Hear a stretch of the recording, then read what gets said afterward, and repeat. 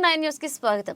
జగైపేట పట్టణం పద్మావతి నగర్ లో శ్రీ శ్రీ శ్రీ రాజా వాసిరెడ్డి రామగోపాలకృష్ణ మహేశ్వర ప్రసాద్ ముత్యాల రాజా విగ్రహ ఆవిష్కరణ మహోత్సవంలో విఎల్ ఇంద్రాదత్తు మరియు టీడీపీ జాతీయ కోశాధికారి జగైపేట నియోజకవర్గ తెలుగుదేశం పార్టీ ఇన్ఛార్జ్ శ్రీరామ్ రాజగోపాల తాతయ్యతో కలిసి పాల్గొని ప్రసంగించారు. మాజీ మంత్రి ఎన్టీఆర్ జిల్లా తెలుగుదేశం పార్టీ అధ్యక్షులు నెట్టెం శ్రీ రఘురామ్. ఎన్నాళ్లుగానో వేచి చూస్తూ ఉన్నటువంటి ఒక సందర్భం ఇది. రాజా గారు చనిపోయి దాదాపు 72 అంటే 54 ఏళ్ళు అయింది. 54 ఏళ్ల తర్వాత కొంచెం ప్రముఖంగా గతంలో వేశాం విగ్రహాలు. అక్కడ చిల్లకల్లో డైరీలో ఒక విగ్రహం ఏర్పాటైంది. జగైపేటలో ఒక చిన్న విగ్రహాన్ని ఏర్పాటు చేశాం. కానీ ఈ రోజున ఇంత భారీగా ఈ విగ్రహాన్ని అందరం కూడా సంతోషంగా ఇక్కడ ఇందిరాదత్తి గారి చేతుల మీద ఆవిష్కరింపజేయటం అందరికీ కూడా సంతోషం. అలాగే రాజా గారు విఆర్జీకేఎం ప్రసాద్, శ్రీ వాసిరెడ్డి రామగోపాలకృష్ణ మహేశ్వర ప్రసాద్ చిన్నతనంలో ఇది పొద్దాక అందరి నోళ్లలో విఆర్జీకేఎం ప్రసాద్ అంటే ఏంటి ఏంటి ఏంటి అని తెలుగులో అబ్రివేషన్ అనుకుంటా ఉండేవాడు. నిజంగా రాజా గారు అనగానే మన ప్రాంతం మొత్తానికి కూడా ఒక రకమైనటువంటి భావావేశం వస్తూ ఉంటుంది. ఆయన చేసినటువంటి పనులు ఇంకా ప్రజల్లో మరి అదొక రకమైనటువంటి ఉద్వేగాన్ని కలిగిస్తూ ఉంటాయి. చెప్పారు, అంతకుముందు చెప్పడం జరిగింది, అలాగే భాను చెప్పారు ఎన్నో విషయాలు.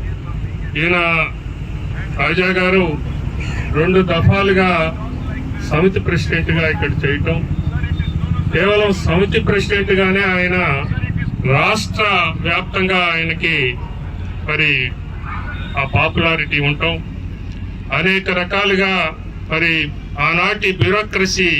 నేను ఎందుకంటే ఎమ్మెల్యే అయిన తర్వాత నేను ఎక్కడికి వెళ్ళినా సచివాలయంలో జగైపేట అనగానే ముందుగా నన్ను రాజా గారి విషయాలే అడిగేటటువంటి వాళ్ళు, రాజా గారిని గుర్తు చేసుకునేటటువంటి వాళ్ళు. అంటే అప్పటికి నేను దాదాపు 85 అయితే ఆయన చనిపోయి 72, అప్పటికి దాదాపు 13 ఏళ్ళు కాలం ఆ ఉద్యోగస్తులందరికీ కూడా ఐఏఎస్ ఆఫీసర్లు, అలాగనే పెద్ద పెద్ద ఉద్యోగస్తుల సెక్రటేరియట్ లో అందరూ కూడా రాజా గారి పేరు ప్రస్తావన వచ్చేటటువంటి. అంటే ఆయన నిజానికి జగైపేట ప్రాంతానికి, జగైపేట నందిగామ ప్రాంతాలకి ఆయన రాజా గారు అయినా రాష్ట్ర వ్యాప్తంగా కూడా ఆయన పేరు మరి ప్రాముఖ్యత సంతరించుకుంది అనటంలో అది అందరికీ తెలుసు.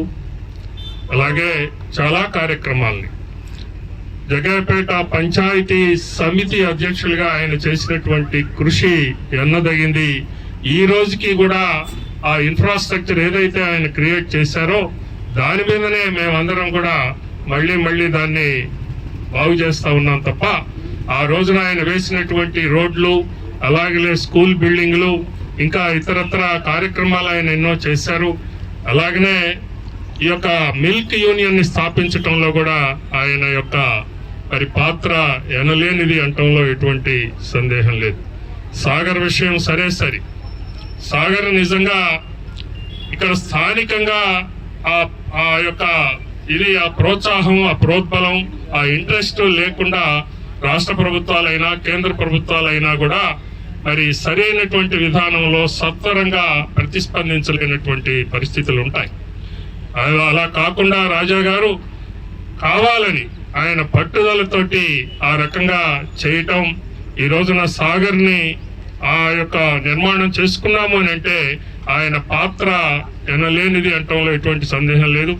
అందుకనే ఆ రోజు రాష్ట్ర ప్రభుత్వం కూడా సాగర్ లో ఆయన యొక్క విగ్రహాన్ని అక్కడ నెలకొల్పటం అనేది జరిగింది. ఆ తదనంతరం రాణి గారి హయాంలో 1974 అనుకుంటాను, ఆ హయాంలో మన ప్రాంతానికి సాగర్ నీళ్లు వచ్చినాయి. ఆ ఎంగళరావు గారు ముఖ్యమంత్రిగా ఉన్నప్పుడు, ఆమె హయాంలోనే, ఆమె ఎమ్మెల్యేగా ఉన్నప్పుడే మన ప్రాంతానికి నీళ్లు రావటం అనేది జరిగింది. ఇవన్నీ కూడా చరిత్రలో ఉన్నటువంటి విషయాలు ఈ రోజున మనం ఆయన్ని స్మరించుకుంటా ఉన్నాం. మరి దాదాపు 5 దశాబ్దాల పైబడినటువంటి ఆయన మన మధ్య లేకుండా పోయినటువంటి ఈ సందర్భంలో ఆయనకి అందరం కూడా ఇక్కడ ఘనమైనటువంటి నివాళి అర్పిస్తూ ఈ రోజున ఇందిరా దత్ గారి చేతుల మీదుగా ఆ మహానుభావుడి విగ్రహాన్ని ఆవిష్కరింపజేసుకోవటం అనేది మన ప్రాంతం మొత్తానికి కూడా సంతోషదాయకమైనటువంటి విషయంగా నేను భావిస్తూ వారి ఆత్మకి శాంతి కలగాలని కోరుకుంటూ సెలవు.